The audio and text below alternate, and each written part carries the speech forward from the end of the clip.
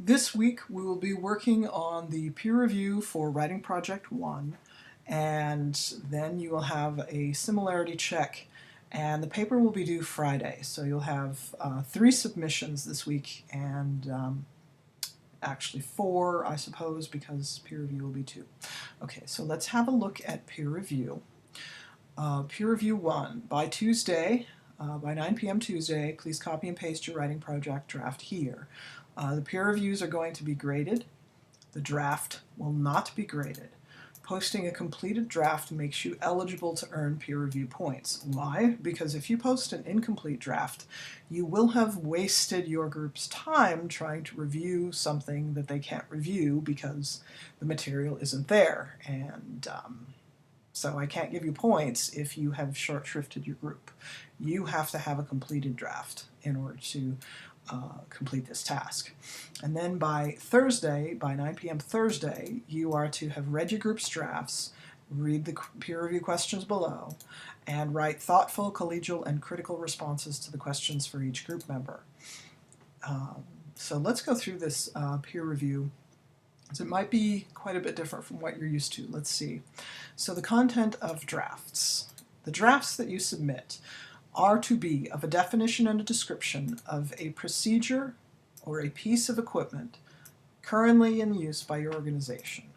Your purpose is to explain to them the function of the tool or the procedure. Okay, so function. Second, how to identify it and visualize it working. And third, to make a recommendation about the safety of using this piece of equipment or procedure.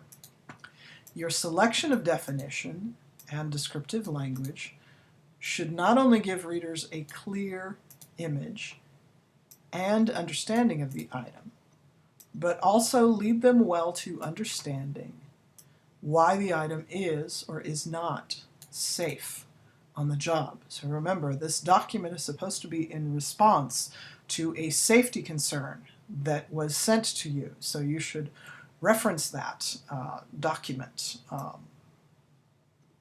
that made-up document, in your response. The more your writing appears to be something of use in the field, the better. It should look like something real, something useful.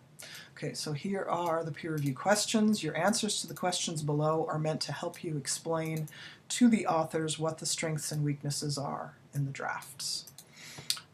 The draft should include an abstract, a body, conclusion, and a references list with, I imagine, at least 3 sources. So all of these parts are required in the draft. And so for number 1, state what is missing, if anything. Maybe all of these parts are there, but something is very skimpy or could be explained better or is not clear. If you see something missing of these 4 parts, then you mention it for number 1. For number 2, the citations. Okay. So every source on the references page needs to be cited in text. Everything cited in text should be on the references page. Do these citations match? That's A, right, for citations. B, APA style requires severely limited use of direct speech from any source, which means that sources must be summarized and paraphrased. That said, should there be any quoted language from a source, that language must be in quotation marks. So for B, answer, are the sources appropriately summarized and paraphrased? Okay. And then C, moreover, sources should be identified appropriately in the text. The paragraphs in the draft should use signal phrases to identify authors of sources. Signal phrases are a nicety. They indicate to readers that there is an additional point of view present, that the points of view haven't merged together. So they can be good things to have. So use a signal phrase, so-and-so said, or according to so-and-so, or this or that white paper, or government agency. So name. these. In addition, the type of source it is should be identified if it's a government agency, a white paper. Should be identified in the sentence introducing it. For example, state if it is a white paper, state if it is a web page on the Food and Drug Administration website, state if it is a recent article in Wired Magazine or a 2013 article in Wired Magazine. Your writing should demonstrate that you know enough about the organization to say what makes it trustworthy. So I would say if it's the Food and Drug Administration, you probably don't need to say what makes it trustworthy, but anything short of that might be unfamiliar to readers, and they might need to be told why this or that source is reliable. So, for number 2, did your peer describe the sources in text or just stuff words into parentheses? And D, finally, no hyperlinks should be anywhere in this. You're not creating a web page for this, you're creating something of use as a paper document. So there are not supposed to be hyperlinks anywhere in text or even on the references page. No hyperlinks whatsoever. You are supposed to have URLs, but only on the references page. So hyperlinks are the clickable things, and you should try to remove those. Whereas URLs are not clickable, it's just the text version of the site location. Okay. So, is any of this gibberish where it is not supposed to be? You may have noticed if you try to read a paper out loud and it's full of hyperlinks and URLs, that it's not readable. And documents should be readable. People should be able to go through them without stumbling. Okay. And 3, review the draft section by section and study those paragraph structures.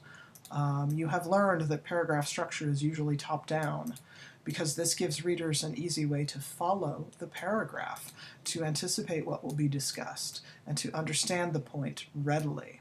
So for number 3, comment on the paragraph organization.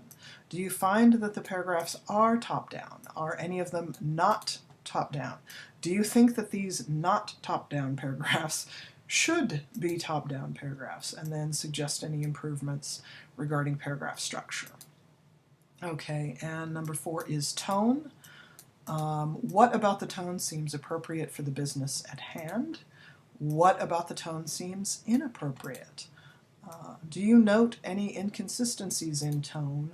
Note what is done well and suggest any improvements. Business tone, business people are really fussy about that actually, because tone very often it boils down to money and reputation, and what people think of you can matter quite a lot to a business. So tone is, don't underestimate the importance of it. And of course reasoning. I think reasoning is the most important thing personally. So you want to review the claims made about the device or the procedure under discussion. So claims. What is asserted about this item and its safety or lack of safety, the way that it functions, should function, could function, can't function, what claims are being made, okay? And then consider the type of item being discussed. Now, if you had been the one to request this safety report from your partner, what concerns would you have? Do you feel like all of the concerns that you have been addressed? It's quite an important part of reasoning, is whether or not it persuades. And that really rests on what claims are made, what sources are used to support those claims, and what are the pieces of evidence offered to support those claims. We need those links to be nice and tight. So, suggest other concerns that your group member might not have considered, and B, review the sources and the evidence being offered. Do you think that the research is thorough enough to warrant the claims made in the paper? Are the sources offered high value? Does the safety report convey trustworthiness and a lack of bias? Offer your suggestions to improve these qualities. So you can see that all of these questions for peer review are focused entirely on the content and the persuasive value and the value of the information offered.